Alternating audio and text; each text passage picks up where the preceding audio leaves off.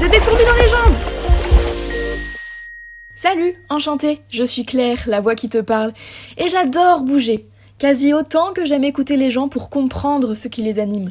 Et quand on allie les deux, c'est-à-dire papoter en bougeant, ça donne lieu à des échanges tellement riches que je regrette parfois de ne pas avoir enclenché le dictaphone pour les réécouter à volonté.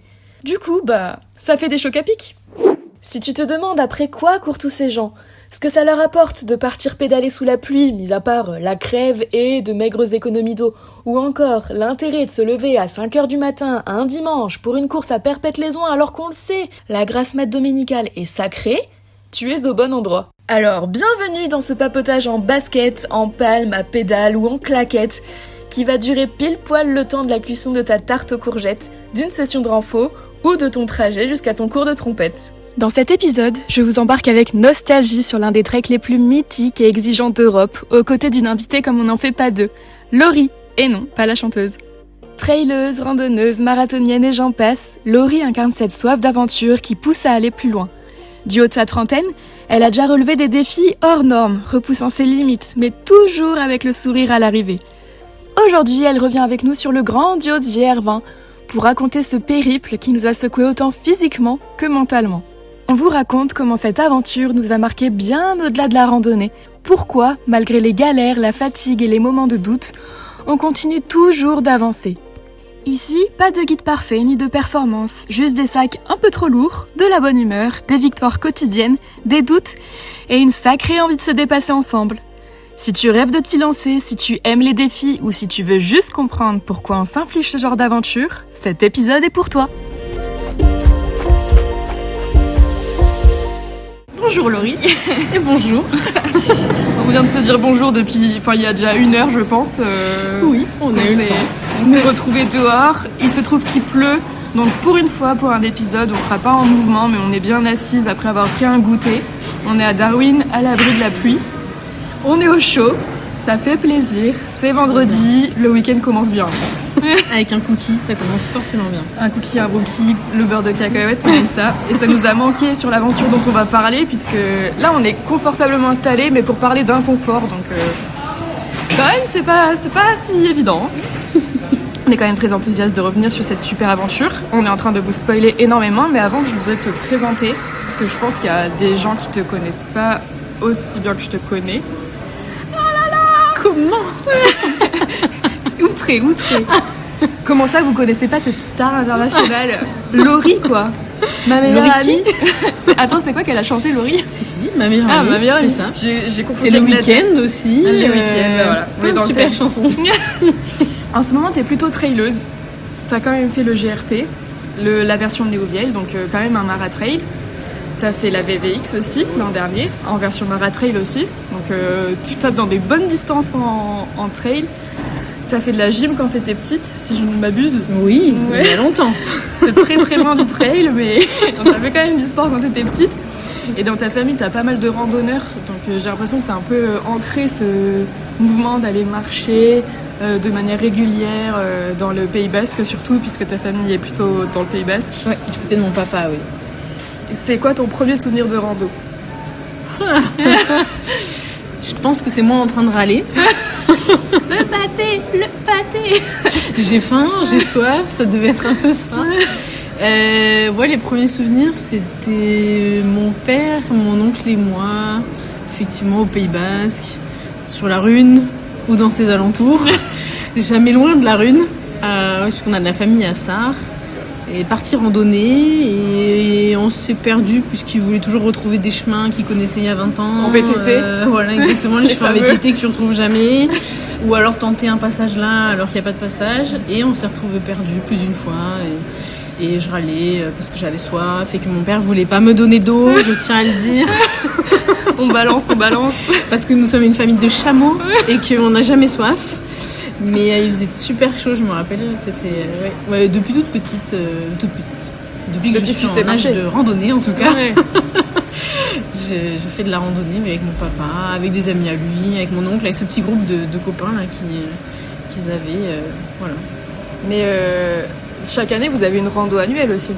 Ah oui, ça c'est assez récent.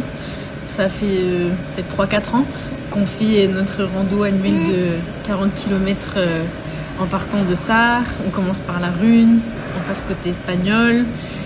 Et après, on arrive jusqu'à Lizarreta, Zugarramurdi, le village des sorcières, le village de ma grand-mère, côté espagnol. Et après, on revient à Sarre. Ça nous fait une petite trotte, une belle petite trotte. Ça fait combien de bornes 42, Une quarantaine, ouais. Et en termes horaires, c'est 10 heures, 12 heures Bah, non, je pense que de marche, ça doit être 8 heures, mais parce qu'on y va tranquillement. Et après, on s'arrête manger le midi. On s'arrête aussi à la Rune boire un coup. Des fois, on s'arrête aussi à Zugarramurdi boire un coup. La petite bière de Patoche, on s'en souvient. Voilà, la Lyria de Patoche et le coca de mon père. Patoche étant le frère de ton père. Exactement. Donc ton oncle. Mon oncle. Tonton Patoche. Tonton Patoche. Ouais, je me permets de l'appeler tonton, mais en fait, c'est pas mon tonton. Oh, c'est un peu le tonton. C'est le tonton de tout le monde. Ça fait une transition rando, puisque aujourd'hui, on va parler du GR20 qu'on a fait il y a bientôt 2 ans. Déjà. Purée, ouais, déjà. Je voulais te montrer un truc que j'ai retrouvé dans mes cartons récemment. Ce petit carnet. Vas-y, essaye. Tu vas l'ouvrir. Je sais pas si je vais y arriver, mais normalement, avec mes pouces opposables, je devrais pouvoir. Waouh. Je me rappelle, ça, t'avais commencé à le faire dans l'avion. Et ça, elle est en train de montrer la première page où j'ai fait un dessin de la Corse. Oui, elle avait fait un beau dessin et franchement, tu as bien fait les reliefs de la Corse. Les reliefs. Non, mais le contour, la côte. La forme. La forme. Oui, le fameux journal de bord. Ouais. Je me rappelle très bien. Et surtout, à la fin, parce que chaque jour, j'écrivais la journée, et surtout à la fin, il y avait le fameux commentaire de la binôme. Oui, c'est vrai. L'écriture n'est plus la même. On dirait une enfant de 5 ans qui a écrit, mais c'est moi, je reconnais bien mon écriture. Signé Lolo. Lolo qui aime la rando. Ah ouais, ce carnet, c'était quelque chose. Oh, mais il y a eu des rajouts en plus depuis. J'avais récupéré plein de trucs au refuge et tout, et du coup, je les ai collés dedans. Tu as tuné le carnet. Scrapbooking à l'ancienne. Petit journal de bord, petit journal intime en même temps, parce qu'il y a tous nos états d'âme. Ouais, c'est vrai, ça se perd, hein. C'est bien que tu aies fait ça parce qu'on le fait plus. Ça m'a fait trop plaisir de le retrouver. C'est hyper précieux en fait. Parce que du coup, je l'ai relu avant de faire notre échange d'aujourd'hui. Mais je me suis replongée dans des états d'âme qu'on a eus. Il va falloir qu'on retrace tout ça parce que vraiment, c'est... Ah ouais, c'est des super souvenirs. C'est vrai que c'est un cadeau que tu aies fait ça.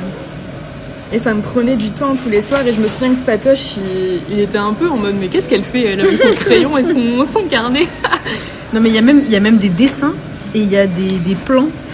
Des petits refuges qu'on a traversés. Ah ouais. Mais ils étaient trop cool. Tu te souviens de celui-là? C'est un refuge sur pilotis qui était vraiment encastré dans les rochers. Et il fallait monter pour aller chercher à manger dans le refuge. Et quand on n'a plus de pâtes après une étape, monter c'est compliqué. Et on mangeait sous les pilotis, donc sous le refuge.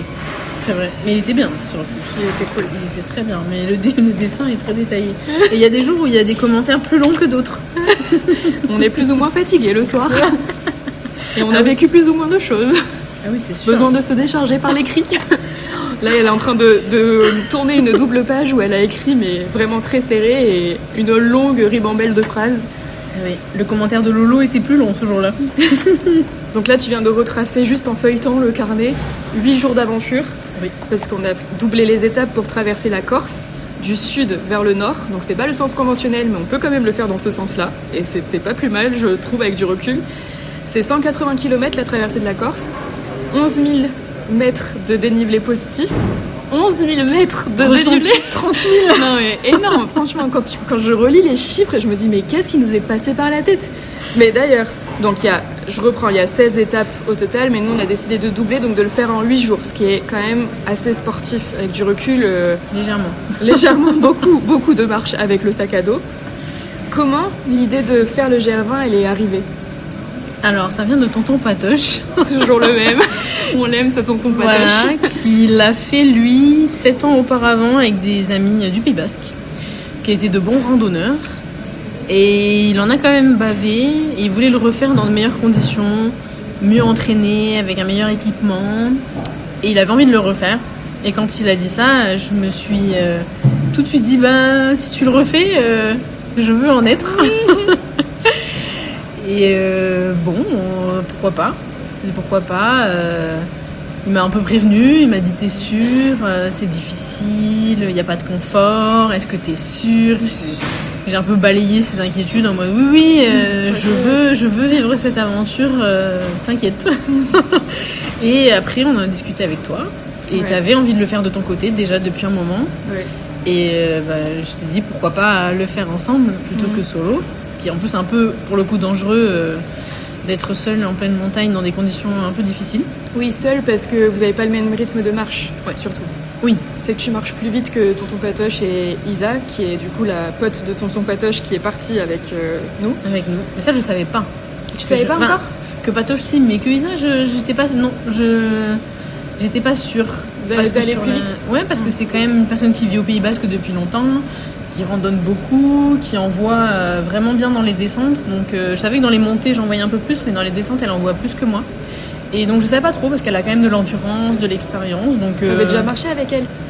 Oui, on avait déjà marché. On était à peu près, enfin on s'attendait et on était dans un bon rythme toutes les deux. Donc non, je pensais pas que sur la durée ça allait faire la différence. Mais quand on parle du GR20, on entend souvent que c'est un des treks les plus difficiles d'Europe. Qu'est-ce que tu en pensais avant de partir? Je me suis dit, une randonnée, c'est une randonnée. Donc, une randonnée de 8 jours, voilà. Traverser un continent. La Corse, c'est un continent désormais. Ça leur fera plaisir. Je suis bienvenue en Corse désormais. Ah bah oui, là, c'est leur meilleure copine. Non, je pensais que c'était difficile, oui. Je pensais que c'était plutôt sur la distance, oui, et le dénivelé. Mais c'est pas des choses qui me faisaient peur avant de partir. Ça m'inquiétait pas.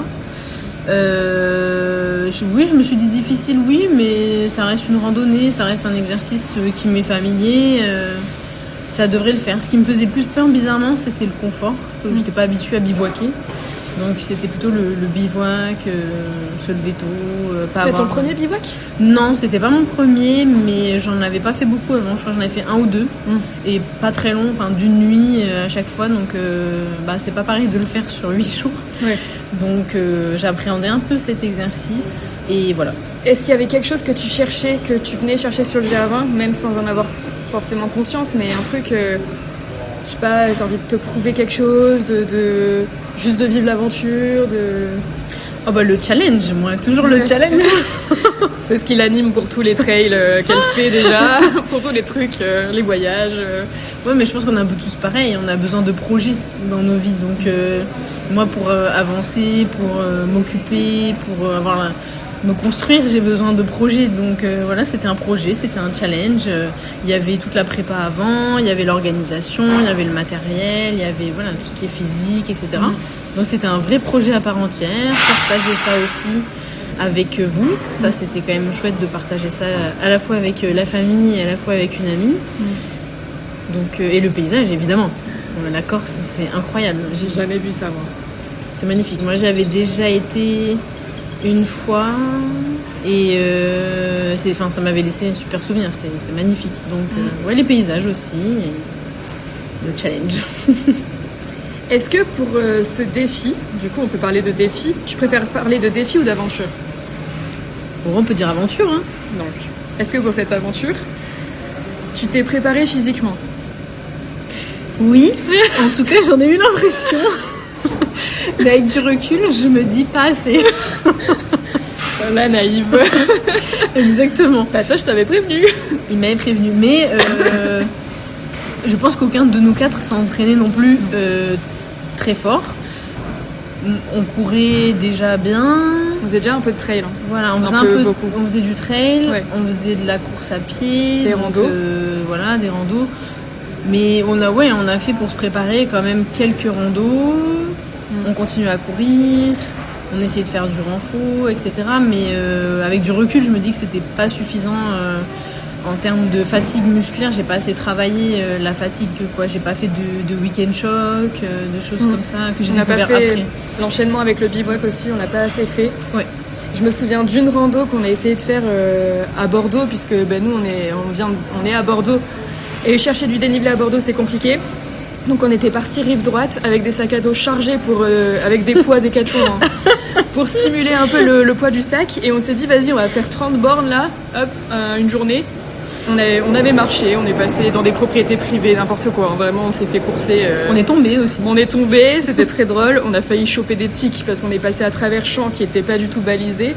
Bref, c'était rigolo. Donc on a fait. Épique. Je me souviens de cette rando vraiment préparation avec le poids sur le dos, mais sinon tous les trails qu'on fait ou les randos qu'on a fait en prépa, on n'avait pas de poids sur le dos. Oui. C'est vrai que ça, pour simuler à la fois le dénivelé et le poids en continu sur le dos toute la journée, c'est compliqué de reproduire vraiment les conditions du GR20. Oui, ce sera à refaire maintenant. Je pense qu'on est plus calé sur ce qu'on doit préparer et tout. Ouais. Mais là, on n'avait pas vraiment idée de ce qui nous attendait. Ouais. Donc non, je dirais pas assez préparé. J'avais l'impression d'être préparée, mais en vrai, je me sentais pas assez préparée. Et est-ce que tu t'es préparée aussi mentalement ? J'ai essayé de me mettre en condition, mais j'ai regardé un peu des vidéos. Il y a Marine Leleu notamment qui l'a fait. J'ai regardé ses vidéos. Mais c'est vrai qu'on voit pas trop non plus les paysages et les difficultés. Voilà, ce qui m'a surpris pendant la randonnée, on voyait pas trop dans la vidéo. Donc j'ai essayé de regarder des vidéos, de lire. Mais je me suis pas trop projetée non plus. Je me suis dit, bon, on verra. C'est de la randonnée, de la marche. Finalement, on a déjà fait et c'est juste qu'on va enchaîner, quoi.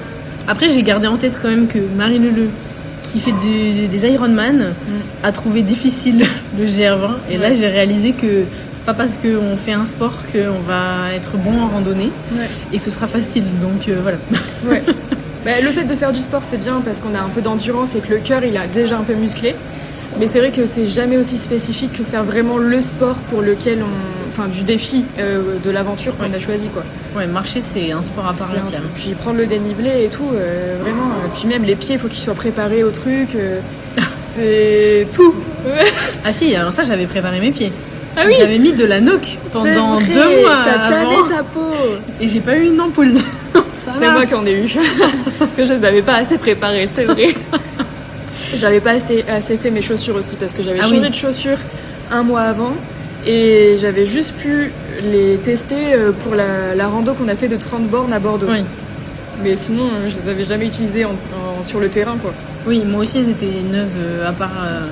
J'ai essayé de les rôder un petit peu avant, mais c'est pas pareil que la montagne. Je les avais mises, je me souviens, pendant 3 semaines tous les jours pour aller au travail, faire les courses et tout. Mais ça, c'est jamais suffisant quand on va se taper des milliers de cailloux ou de l'escalade. Bref. No spoiler. No spoiler. Est-ce que tu avais des craintes avant le départ ? Ah oui, plein. Toujours. Plein, ah oui. Alors, on commence par laquelle ? Oh non, mais tout le côté bivouac avec lequel j'étais pas familier, je me demandais ce que ça allait donner, est-ce que j'allais bien le vivre. Ouais, j'avais peur. Alors moi qui pense qu'à manger, j'avais peur de pas assez manger, de pas manger à ma faim. Ça c'est ma hantise. Parce que je suis un estomac sur pattes. De t'endormir avec le creux dans le ventre. Ouais, là, exactement. Donc j'avais un peu peur d'avoir faim. J'avais peur d'oublier quelque chose d'important dans les affaires, que le sac soit trop lourd, de pas réussir à gérer la marche comme ça sur une semaine. Parce que c'est vrai que j'ai déjà fait 2 jours, mais j'avais jamais fait plus. Donc c'est vrai que de repartir, marcher le lendemain, le surlendemain, j'appréhendais un peu mon corps, les limites de mon corps. Et j'appréhendais aussi de pas pouvoir me maquiller. Moi qui suis complexée, c'était une de mes craintes. Voilà. Je me souviens, tu voulais emmener un miroir. Oui. Et ça a été un deal entre nous que tu le prennes pas. Oui. Vraiment. Oui. Et tu l'as pas pris. Non. Et c'est trop bien. Pris. C'est trop bien parce qu'au final, t'avais pas du tout accès à ta peau, comment elle était, le fait que tu sois sans maquillage et tout. Et t'as juste vécu sans te préoccuper de ça, quoi. Oui. Donc oui, finalement, ça t'a libéré. Valait mieux pas que j'ai un miroir, effectivement. Ouais. C'était plus simple comme ça. Ouais. Ouais, une petite fixette personnelle sur ma peau et mon gros complexe. Le maquillage en soi, c'était pas un souci, mais c'était la peau. Voilà, la peau. Alors que en vrai, là, je suis en face d'elle, la peau est très bien, hein, mais c'est vraiment mental. Donc, c'est dans la tête. Mais voilà, oui, ça c'était ma préoccupation oui. quand même, parce que c'est un exercice qui était difficile pour moi d'être à l'aise avec ma peau à nu. Mais tu l'avais quand même mis le miroir dans ton autre sac, le sac qu'on retrouverait à la fin de l'aventure. Oui.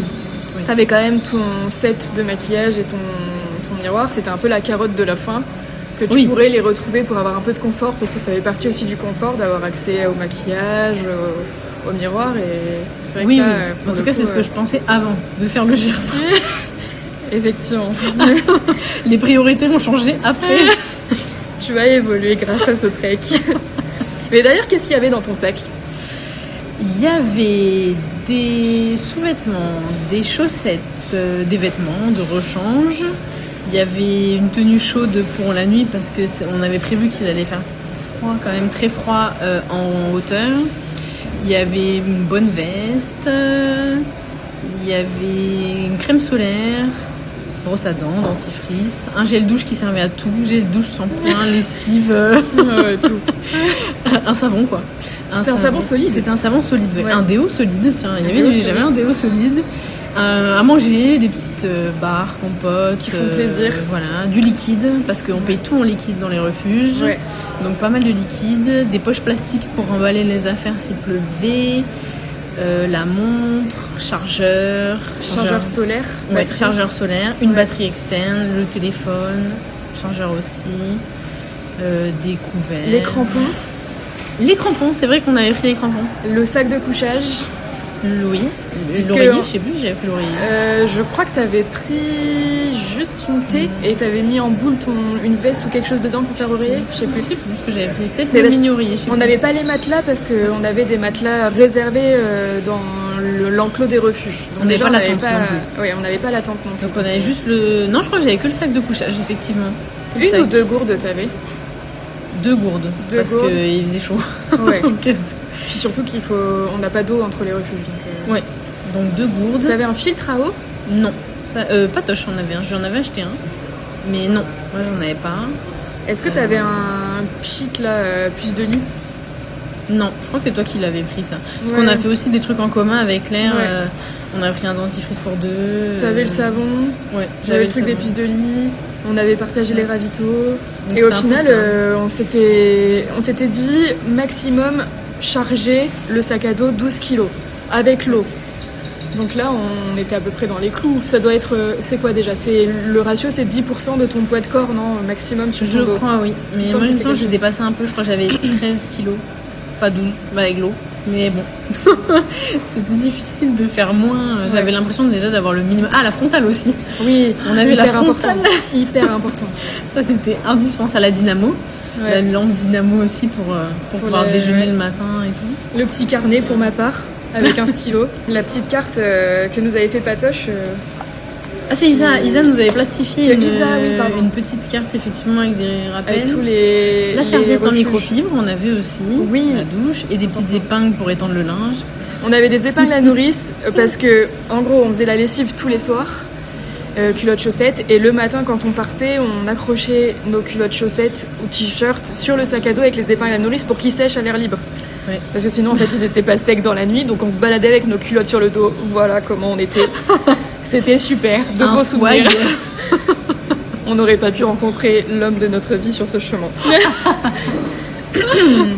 Avec la culotte sur le dos, mon Dieu. C'est le premier truc qu'il voit de nous. Ça peut séduire des hommes, non?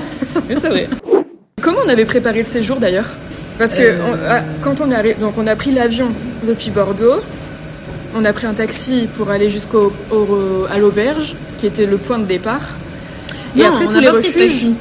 Il y a les amis d'Isa qui sont venus nous chercher avec leur voiture de location. C'est vrai. Il y en était beaucoup dans cette voiture. Il y avait beaucoup de sacs surtout, qui prenaient la place des humains. J'ai voyagé, je pense, 1h30 sur les genoux de Claire. Il faisait très chaud. Qui était écrasé sur moi. Il faisait super chaud. Ouais. On était cuisse contre cuisse. On n'a jamais été aussi proches. Non, il y a eu d'autres moments où... Pardon, les douches. On s'en souvient, les douches. Si, il y a des moments où on était plus proches encore. Il s'est rien passé, vous inquiétez pas. On a su garder nos distances quand même. Mais oui, on avait... Enfin, c'est Patoche et Isa qui avaient réservé tous les refuges en amont. Oui. Tous nos places dans les tentes. Mais genre 6 mois à l'avance, non? C'est ça à peu près.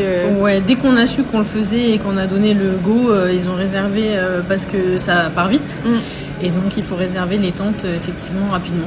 Donc ils avaient réservé à l'avance toutes les tentes, tous les refuges. Et après on a pris l'avion, les billets d'avion et et c'était parti. Et basta. Et oui, pour la nourriture, pareil, on avait des ravitaux pour les goûters, les collations, et pour les petits déjeuners. Mais sinon, on prenait dans les refuges à chaque fois les midis du pâté ou ce qu'il y avait, quoi, des conserves. Ouais. Donc on n'avait pas pris de nourriture en plus. Et par contre, oui, on avait de l'argent liquide. Il faut compter à peu près 20 € par jour, il me semble. Oui, je crois qu'on est parti avec... moi, je pense que j'avais pris au moins 200 € pour être tranquille au cas où. Ouais. Pas eu besoin de tout, mais pour être sûr, si on avait faim, si on voulait... s'acheter un iced tea qui était le petit plaisir de la journée. À chaque fois, tous les soirs, Patoche c'était la bière, toi c'était l'iced tea. C'était pas mal. C'était la récompense quand on arrivait au refuge enfin après des heures et des heures de marche. Ouais, c'est vrai, l'iced tea. Est-ce que t'en bois encore de l'iced tea maintenant? Non.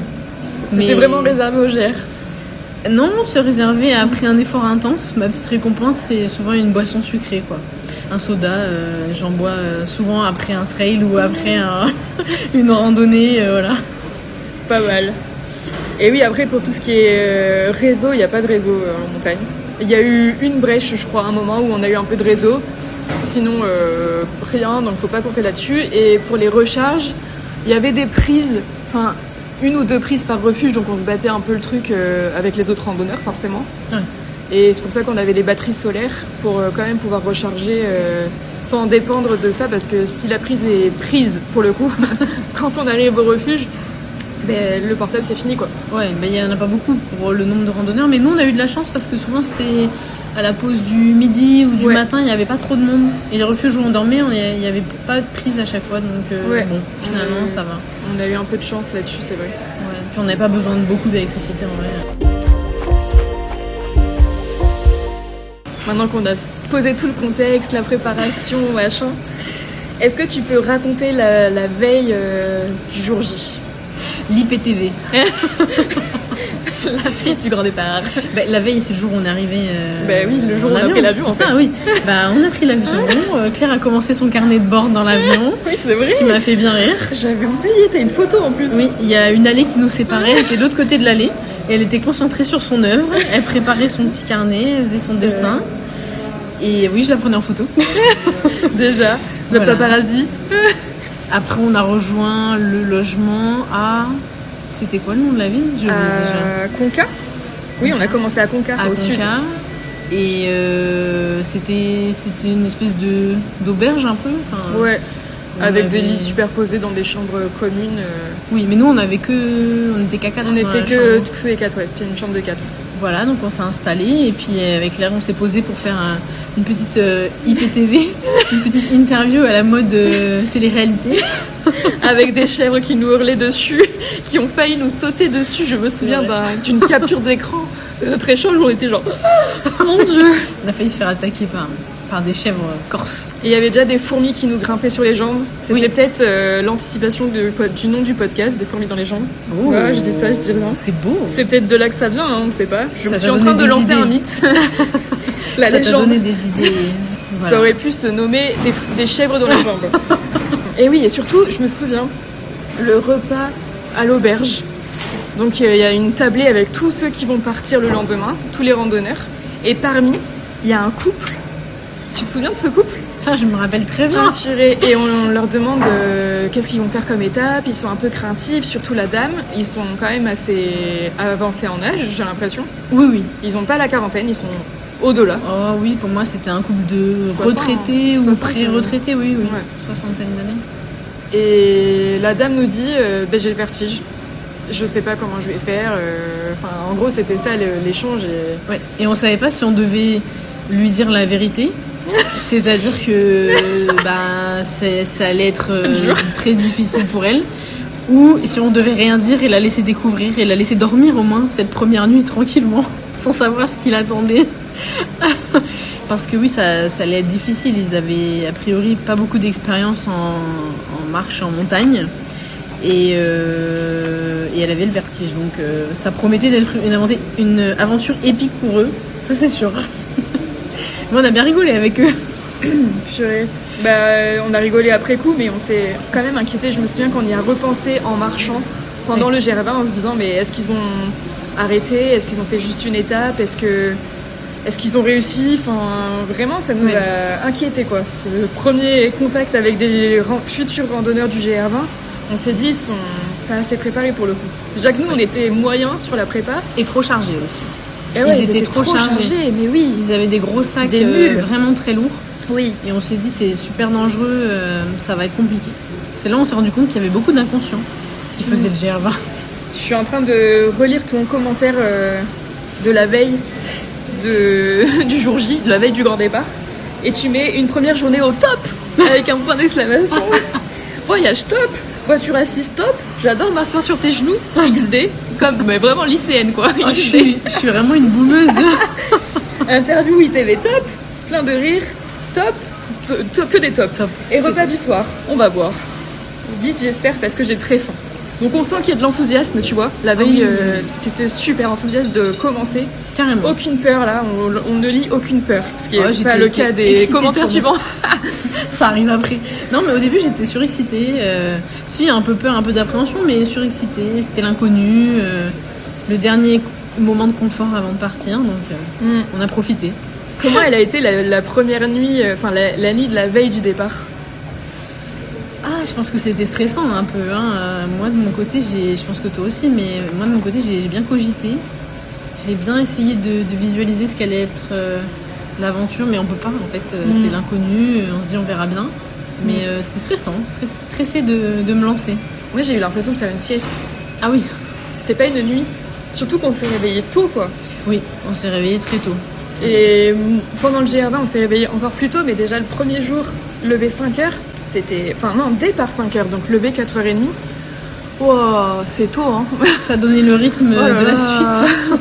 Ouais, donc la nuit a été très courte. C'était le jeudi 14 juin qu'on est parti. Premier jour, plein d'énergie. Plein d'enthousiasme. À 4. Oui. Départ à 4. Je précise, départ à 4. Exactement. Retenez bien cette info, départ à 4. Ce chiffre est très important. Est-ce que tu te souviens de ton premier moment sur le sentier? Je pense, je me souviens, oui, de la première montée. Ouais. Où je me suis pour dit... monter vers les portes, là. Les premières roches en haut. Il y a un chien qui nous a suivis. Ah oui. On est du village vers la première montée. Ah oui, le chien, j'avais oublié ce détail. Ouais, je me souviens des premières montées. Et surtout, je me souviens de la première longue descente où j'ai commencé à avoir les pieds qui tapaient au fond des chaussures. Ouais. Et je me suis dit, ça va être long. Il y a encore 7 jours derrière. Ça va être des longues journées. Moi, je me souviens surtout du premier lever de soleil. C'était, on est arrivé en haut de la porte, il y avait le petit signe du GR, parce que sur le GR, en fait, il n'y a rien qui est fléché. Il n'y a pas de pancarte. Il y a très peu de pancartes jaunes comme dans les Pyrénées qui t'annoncent le prochain refuge avec la durée dessous. On a dû en voir 3 en tout et pour tout sur tout le GR. C'était vraiment... On a très peu d'infos. Et on devait juste suivre une double marque blanche et rouge. 2 traits, blanc et rouge. Et je me souviens que déjà c'était un peu le jeu de piste sur le sentier. Le premier jour, je pistais que ça. C'est comme... Enfin, je sais pas, c'était une chasse au trésor, quoi. Il fallait trouver les petits signes. Et je me souviens, on monte, on est essoufflé. C'est vraiment la première montée est assez hard depuis Conca. Et on arrive aux portes. Je crois que ça s'appelle les portes de la délivrance parce que normalement on fait le GR du nord vers le sud et du coup tu finis par les portes de la délivrance. Nous on commence par ça, donc on fait le truc à l'envers déjà. Ouais. Et là t'as le lever de soleil qui se projette sur ces portes, ça fait un truc tout rose. C'était incroyable, c'est une de mes premières photos je crois que j'ai pris avec le portable. On n'a pas pu prendre trop de photos parce qu'il fallait économiser les batteries, mais celle-ci il fallait la prendre parce que c'était waouh. Je l'ai encore sur les rétines, là, le rose sur les 2 rochers, trop beau. Ça donnait le ton. Ouais. À quel moment tu t'es dit, ok, ça va être plus dur que prévu? Je pense que j'ai réalisé, alors déjà, la fin de la première journée, et je me suis dit, waouh, on a marché pendant, je sais plus combien, mais peut-être une dizaine d'heures. Et je me suis dit, bon, cool, et quand est-ce qu'on arrive? Et le refuge était... on le voyait pas, il était loin encore et je savais pas combien de temps on allait mettre à arriver, ça me paraissait tellement loin. On marchait, on le voyait même pas, on n'avait même pas une petite aperçu, rien, on n'entendait pas de gens, enfin c'était super dur, donc là pour le moral c'était compliqué la fin de la journée. Et je me suis dit ça va être long parce que le refuge est long à arriver. Et Patoche était long à arriver aussi le premier soir. Ouais. Donc je me suis dit oulala, ça va être long cette aventure. Et le lendemain ça a remis une petite couche aussi Ouais. au moment où j'ai réalisé que ça allait être vraiment difficile. Ouais. Je pense que c'est là où j'ai réalisé que ça allait être dangereux, plus dangereux que ce que je pensais, Ouais. surtout. C'était pas juste une petite rando où t'es en sécurité parce qu'il y a rien, enfin c'est pas vide autour de toi. Ouais. Il y a des parties où t'es au-dessus du vide. Exactement. Avec un sac qui peut, à tout, si tu fais un faux mouvement, il t'embarque dans le vide. Donc, Ouais. Et le vent, le premier Et jour, le vent, ouais. on a fait une variante. Le premier jour. la variante alpine, La variante alpine, c'était une Évidemment. super idée. On se les dit, aiguilles tiens, de Bavella. On s'en souvient des aiguilles de Bavella. exactement. En plus, on était en avance sur Patoche et Lisa.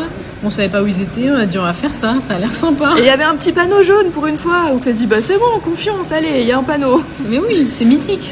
En plus, c'est vraiment un spot pour le coup qui est mythique là-bas. Donc on s'est dit, il faut le faire. C'est le premier jour, on est fraîche, on le fait.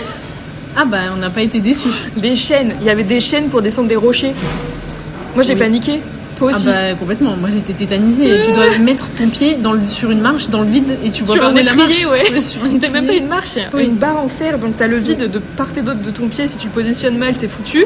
T'as la roche est glissante, évidemment, hein, t'as pas de prise Oui. comme à l'escalade. Ton sac est lourd et tu vois rien. Exactement. Voilà. Tu lances ton pied, tu sais pas où. Super. Donc et en plus il y avait du vent et on s'est fait souffler sur un passage là Ouais. avec les sacs. On a failli tomber et ça nous a fait un peu peur aussi. Le vent il pousse très très fort. Hein. Ça je me souviens même avec le sac, vraiment il te pousse mais tu peux pas résister quoi. C'était violent. Ouais. Donc ouais, là j'ai réalisé que ça pouvait être dangereux. Ouais. Il y a eu quand même la première déconvenue qui est que Patoche arrivait pas le soir même. Du jour 1. Le premier jour. Là, vraiment, ça nous a mis un coup. Hein. Parce que Patoche, c'est vraiment celui sur lequel on se repose. Parce qu'il a déjà fait le GR20. Parce que c'est un randonneur confirmé, expérimenté. Et limite, on s'inquiétait pas pour lui. Et là, le jour 1, on arrive au refuge d'Assino. Et on voit pas Patoche. Le soleil commence à décliner derrière la montagne. On voit pas Patoche. On se dit, ouille, ouille, ouille, qu'est-ce qu'on va faire? Le repas est servi. Normalement, c'est vers 19h qu'ils servent le repas. Nous, on a réservé aussi son repas, donc on lui met de côté, on le voit toujours pas arriver, on commence à manger. Donc on commence à alerter le gars du réfectoire qui est vraiment pas très commode. Non. Premier contact avec les gens du coin, franchement, les gars, c'était vraiment pas... sympathique. Ah ouais. Et puis il nous inquiète encore plus parce qu'il dit faut jamais laisser partir quelqu'un seul dans la montagne et tout. Alors il a tout à fait raison, mais on s'est pas inquiété parce qu'il a déjà fait et que encore une fois c'est un randonneur expérimenté. Donc pour nous il y avait aucun souci quoi. On essaye de le joindre, il répond pas. Enfin, C'était stressant, mais il est arrivé, il faisait encore mi-jour. oui, Cette truc. Donc, on l'a vu arriver quand même, on était soulagés. Il a pu manger un peu. il a pris sa bière. Oui, il a pris sa bière, c'est très important. Mais ce qu'il faut dire surtout, c'est que c'était le pire refuge. Ah oui, le premier c'était le pire. Ce refuge, c'était le pire. C'est-à-dire qu'on est arrivé, on était dans le bain direct. Ouais. Il faisait super froid, il y avait beaucoup de vent, les douches étaient froides, les portes fermaient pas. Ouais, il y avait c'est vrai. que 2 douches pour tout le monde. Les tentes étaient mouillées à l'intérieur. Oui. Et il n'y avait pas de tapis au début, on a été obligé d'aller prendre des tapis dans d'autres tentes. Donc la nourriture était ignoble. Oh là là, les lentilles. Mais je crois que c'est Ah Isa ouais. qui a vomi. Non, c'est Patoche. C'est Patoche. Mais Ouais. c'était horrible ces lentilles. Ah ouais, cuit dans le gras et l'huile, c'était c'était horrible. rien que de- ah, Le seul point positif, c'est qu'il y avait un gâteau à la châtaigne Oui. fait maison qui était incroyable. Et moi, c'est le premier truc que j'ai fait en arrivant, c'était de manger le gâteau à la châtaigne. C'est vrai. Avant même de manger, j'ai commencé par ça. C'est vrai. C'était Team incroyable. gâteau à la châtaigne. Ouais. C'est vrai que tout le GR20, toi tu les pistais les gâteaux à la châtaigne. Moi c'était Obsession. les petites marques rouges et blanches et toi c'était le gâteau à la châtaigne. Ah, j'avais une obsession sur tout ce qui était à la châtaigne. Ah, c'était trop bon. Donc ouais, ce jour-là, ce soir-là, ça nous a un peu refroidi en vrai. Hein. Ça plus les aiguilles de Bavella, on était là, ok, comment on va survivre ces prochains jours? Et tu vois, on continue le lendemain, le surlendemain, on a à peu près 20 bornes par jour, dans ces eaux-là, pour quasi 2000 de D+, à chaque fois. Bizarrement, moi ce qui m'a étonné, c'est que nos corps ils vont bien. On n'a pas de douleur. Enfin, moi j'avais juste une grosse boule de nerf là sur l'épaule qui était pile sous la anse de mon sac à dos. Ouais. Ça je me souviens, Ouais. tu avais une crème anti-inflammatoire, je passais tout le temps là. Et sinon, les jambes vont bien, le corps va bien, on n'a pas de courbatures, c'est hyper bizarre, tu vois. Ouais. On a juste les pieds qui s'échauffent un peu parce que à marcher en pleine chaleur et tout, forcément, faut bien qu'il y ait un truc qui chauffe un peu. Ouais, les pieds, oui. Mais sinon, ça va quoi. Ça va bien. Le deuxième jour, on était en pleine forme. Alors que pour la prépa, je me souviens, la fameuse randonnée à Bordeaux de 30 bornes, on avait des courbatures le lendemain. Et on était KO le soir, tu vois. C'est vrai. C'est vrai que c'était super bizarre ça. Je pense qu'on était dans un autre état d'esprit. Là, on savait qu'il nous restait une semaine à marcher, donc il fallait que le corps y suive. Donc, Ouais. À partir du jour 2, on voit qu'il y a une petite routine qui s'installe. On se réveille tôt, 4h30. On part à la frontale. On mange à la frontale dans la tente. On va se brosser les dents. On referme nos affaires, on prépare nos affaires. On remet difficilement nos chaussures parce que nos pieds sont encore gonflés de la veille. Ouais, ça, c'est le pire moment. Ça. Ah, ça c'est dur. Et après, une fois que t'as serré, ça va. Faut pas les enlever, quoi. On accroche nos petites culottes sur le sac à dos avec les épingles à nourrice. Le petit Important. pipi avant de partir. Le petit pipi. Toujours.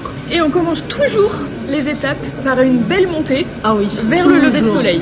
Toujours la montée au petit-déj, quoi. Tous les matins. Heureusement que le petit déjeuner n'était pas copieux, parce que sinon ça aurait été difficile de commencer par une montée. C'est vrai que tous les matins, on mangeait une belle montée quand même. Mais tout le temps, hein. L'échauffement. Il n'y a jamais eu une exception à la règle. C'était Non. tout le temps ça. Ah oui, tout le temps. On C'est commençait ouf. par une montée. Mais parce que les refuges, en fait, étaient dans des pentes. On commençait à monter la veille, on allait au refuge, et après, t'avais la suite de la montée, quoi, forcément. Oui, oui. Dans le sens sud-nord, en tout cas, parce que dans l'autre sens, ils finissent par la descente. Ouais, exactement. Et là, je lis le commentaire de la binôme dans mon petit carnet du jour 2, et on va sentir que l'enthousiasme, il est un peu parti. Elle commence par une belle journée où on a pu partager des moments avec Isa et quelques moments avec tonton Patoche. Une incroyable pause déjeuner, les pieds dans l'eau au bord d'un ruisseau. Une vraie pause revigorante, et après, les choses se compliquent. On passe sur une crête, d'un côté puis de l'autre. C'est un parcours technique et vertigineux. J'ai le vertige, je fais une crise d'angoisse et je commence à stresser pour le nord. Le refuge est beaucoup mieux, même si je n'ai pas réussi à avoir une douche chaude. Mention spéciale pour les pâtes à la tomate. Eh ben oui, c'est très important dans ces moments-là. Quand t'as passé une journée comme ça, Ouais. les pâtes à la tomate, c'est un vrai réconfort. Et est-ce que cette journée, elle a été très dure Oui. avec la crête là? Je me souviens que c'est la première fois où tu as commencé vraiment à douter sur ta capacité à aller au bout, parce que la crête, elle te fait peur. Toi, tu as quand même des tendances à avoir le vertige. Et là, vraiment, en plus, on était suspendus pour la première fois au-dessus du vide, mais vraiment là, du vide, pas comme aux aiguilles de Babella où on était, mine de rien, quand même en sécurité finalement, parce qu'il y avait la corde. Là, il y Pas avait... toujours, il y a eu des passages où on est passé, il y avait la falaise à droite et le C'est mur vrai. à gauche. C'est vrai, mais c'était assez court par rapport à la crête qu'on a eue sur le jour 2, Oui, où là... ça a duré des heures. Hein. Mais je me souviens, on a dû s'arrêter un moment parce que t'étais en crise d'angoisse complet. Ah oui, oui, Et oui, tu panique à bord. pleurais, tu pleurais. Et c'était... Tu sais, c'est comme les ânes avant d'aller sur un pont. Je te compare pas à un âne. Je te compare pas à un âne, ok? D'ailleurs, les ânes sont très intelligents, ok? Super animaux. C'est tout.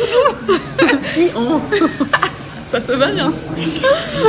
Non, mais tu sais, quand ils veulent pas passer un pont, ils Ah bloquent. oui. Et vraiment, là, tu peux rien faire. Et toi, c'était pareil. Tu bloquais. Et c'était pas possible de te changer mentalement d'état d'esprit parce que t'as eu trop peur. Ah oui, puis à partir du moment où tu réfléchis, de toute façon, c'est foutu, fini, c'est voilà. foutu. Non mais la journée commençait très bien puisque, je le souligne dans mon commentaire, on croise Patoche et Isa qu'on ne voyait pas beaucoup dans la journée parce que la veille on les avait pas vus du tout. Là on les voit donc on est content. Déjà on se dit que ils vont bien, ça avance, ils sont pas tout seuls donc on se croise, on s'arrête, ils nous rattrapent, on repart, on s'arrête, ils nous rattrapent, comme ça c'est cool. Et c'est vrai qu'il faisait beau, c'était super. Et à partir du moment où on est arrivé au niveau des crêtes, c'est vrai que c'est devenu compliqué pour moi. Surtout à partir du moment où c'est trompé de chemin. Oui. Et on s'est J'ai retrouvés... cru voir des signes un peu plus bas. Voilà, on s'est trompés, mais toutes les deux, hein, on s'est trompés. On est passé par-dessus une crête, on est parti sur la gauche. Et en fait, on s'est vraiment retrouvés agrippés du bout des doigts à une falaise. Le vide derrière nous, Mais quand le j'y repense, sac. mais... C'était horrible. Et on s'est regardé, on s'est dit, c'est pas possible que ce soit le chemin. C'est pas possible. Et c'est pas possible qu'il n'y ait pas plus de morts si c'est ça le chemin, quoi. On s'est dit, c'est pas possible. C'était comme du bloc à la salle d'escalade, mais avec du vide dessous. Donc, Et un sac à dos de 12 kilos sur et le un dos. sac, ouais. Donc là, panique à bord, on se dit, c'est super dangereux, ça va être compliqué. Et Isa nous voit de loin et nous fait signe que non. Elle nous fait signe que non, on n'est pas du tout sur le bon chemin. Et du coup, on refait de marche arrière et on se retrouve sur un sentier qui est un peu mieux quand même. Ouais.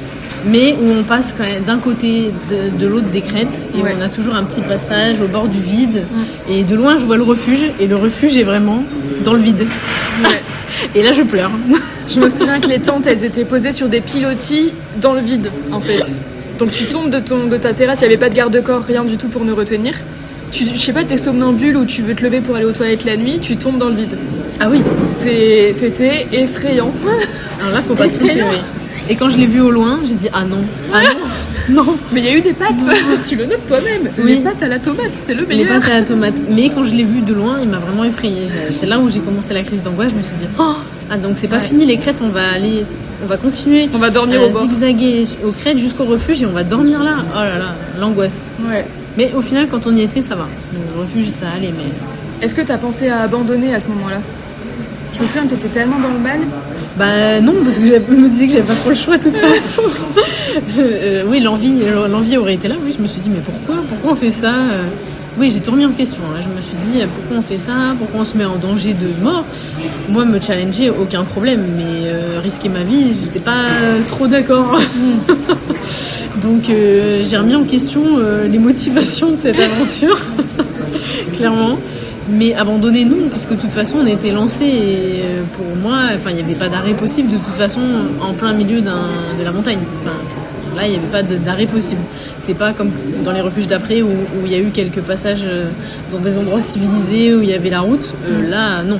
De toute façon, il fallait... Tu peux pas faire du stop pour rentrer, quoi. Non, de toute façon, il fallait à un moment donné aller au refuge suivant et au suivant, et voilà, pas le choix. Qu'est-ce qui a fait que tu t'es relevé après ta crise d'angoisse et que t'as avancé? Les pâtes à la tomate. Mais tu savais pas à ce moment-là que t'allais manger des pâtes à la tomate. Non, mais à ce moment-là, on était tous les quatre, donc déjà ça m'a fait du bien. Ouais. Ça m'a fait vachement de bien. En plus, il y avait Patoche, tonton. Tonton aussi, ça m'a rassuré qu'il soit là. Je sais que si il peut le faire, je peux le faire aussi. On a fait plein de randonnées ensemble, je le connais, je me connais. Je me dis que voilà, s'il peut le faire, je peux le faire. Je suis pas moins agile ou voilà, je peux y arriver, mais il faut juste que j'arrête de réfléchir. Donc ça me motivait un petit peu que vous soyez là, ça me rassurait. Et puis une fois que j'avais lâché mes larmes et mes inquiétudes, ça allait mieux. T'as eu besoin de décharger. Exactement. Trop plein d'émotions à ce moment-là.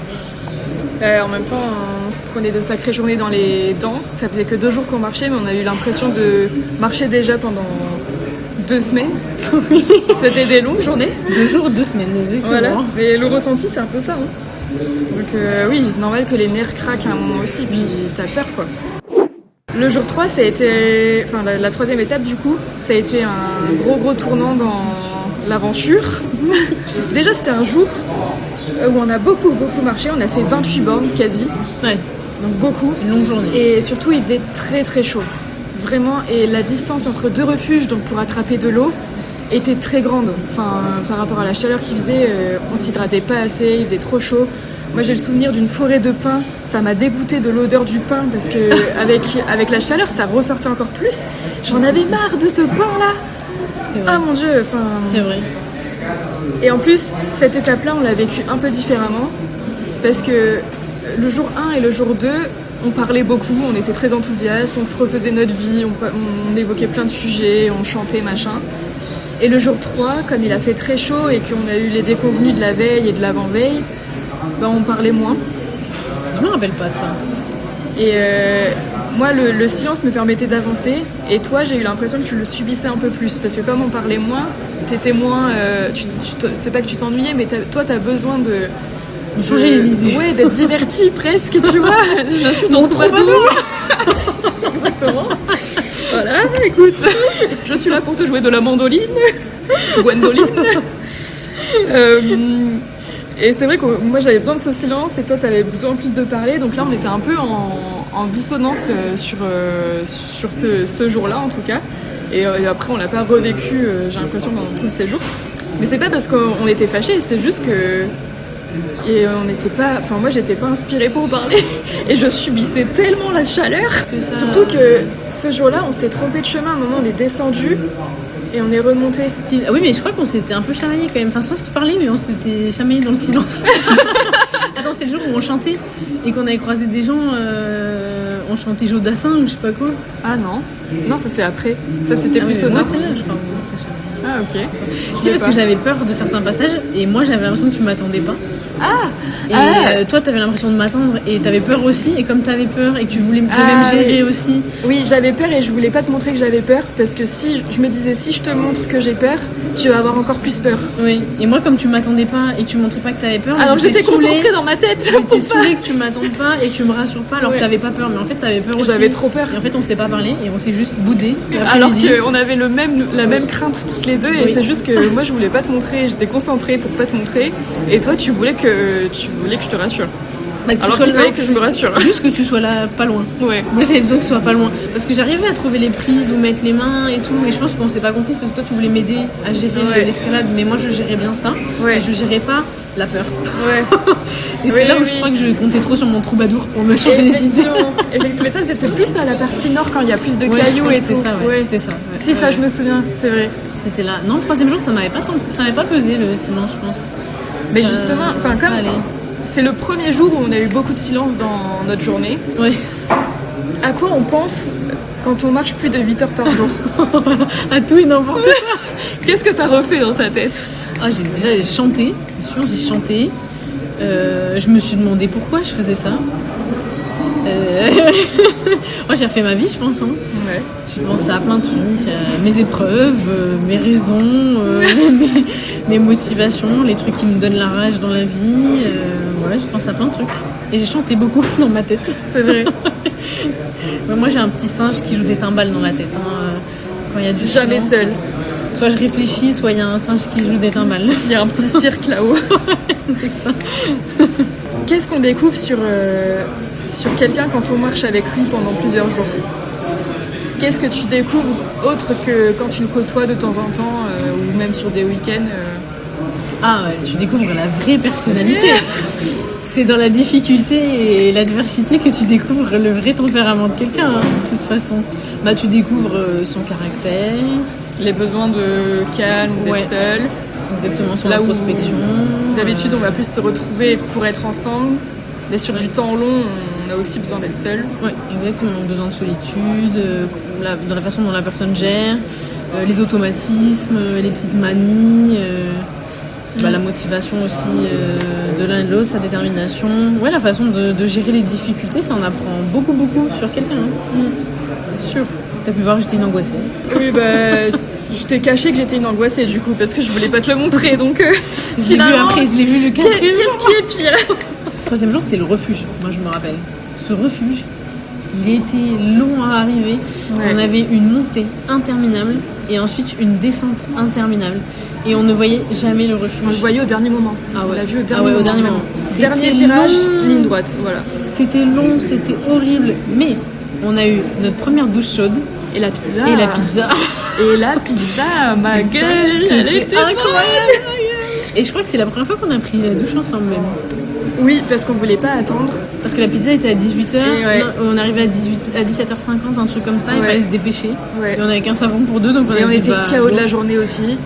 Et c'est vrai qu'on a pris la douche ensemble, première fois qu'on prend la douche ensemble. Parce qu'attends, on n'a pas dit ça, mais comment on faisait pour aller aux toilettes tout le long là? Jusque jour 3, on s'est pas retenu. Hein. Ah, nature peinture. Nature peinture, fesse à fesse et basta coquillette, hein, sur Exactement. le bord du sentier. Là où on était, pas au milieu du sentier non plus, on était quand même bien éduqués. Et pas au bord des crêtes non plus. Pas au milieu du passage, mais on se mettait sur le côté et... Voilà, on réfléchissait pas trop, hein, de toute façon, on s'arrêtait quand on avait envie d'aller aux toilettes. Hein. Si on avait envie toutes les deux, on était face à face. S'il y en avait une qui avait envie, elle cachait l'autre, et puis voilà quoi. Il y en a qui passaient là. Et il y a des gens qui sont passés du mauvais côté du caillou, il y avait Claire aux toilettes. Ils ont vu la lune. Ils ont vu la lune en plein jour. Je pouvais pas m'arrêter en plein milieu parce que le Boeing il était en train d'atterrir, tu vois. Ah, c'était mort. Mais ils ont capté que t'étais là. Ils ont baissé la tête. Ils la garde et ils ont eu l'amabilité de regarder ailleurs. Faut pas avoir honte avec. Je les reverrai jamais de toute façon. Non, mais c'est sûr. Ils ont C'est vu mes très fesses de drôle. très près. Je suis en train de lire ton commentaire du soir du jour 3, qui est un peu, du coup, comme on le dit depuis tout à l'heure, le tournant de notre aventure. Ah oui. Je vais lire quelques phrases. Isa arrive enfin vers 19h30, 20h. Faut savoir que nous, on est arrivés vers 17h50, donc on les attendait depuis 1h30. Elle était dans un état indescriptible.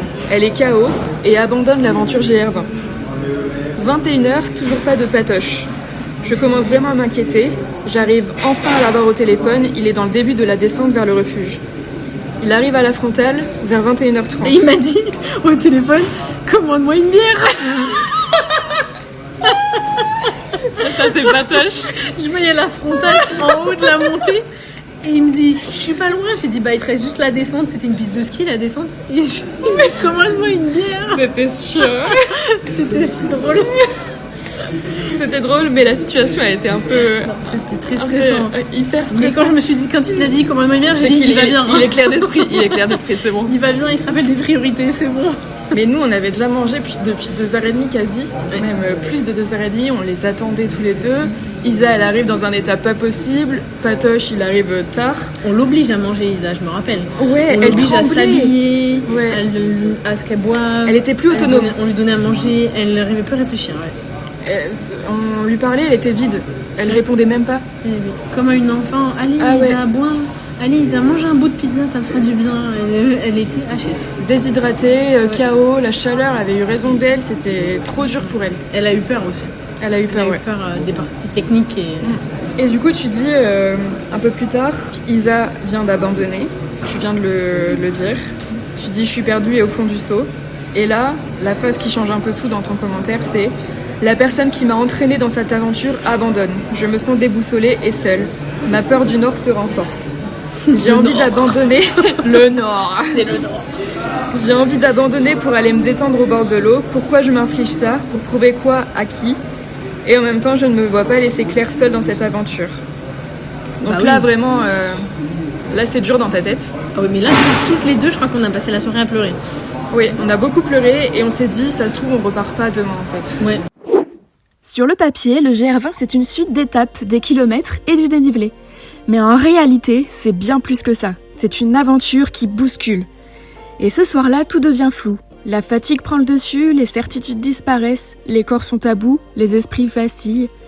Avec l'abandon de Patoche et Isa, une question reste en suspens. Est-ce qu'on continue ou est-ce qu'on s'arrête là? Rien n'est tranché et la nuit s'installe. Demain, une décision sera prise, mais laquelle? Je vous laisse là-dessus, et on se retrouve très vite pour la suite de ce récit plein de rebondissements. Et je vous assure que vous n'êtes pas au bout de vos surprises. En attendant, si cet épisode t'a plu, n'hésite pas à mettre un pouce en l'air, à le partager autour de toi. Tu peux aussi t'abonner au podcast pour ne rien manquer de ce périple.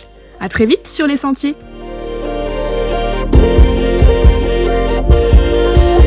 Les fourmis dans les jambes!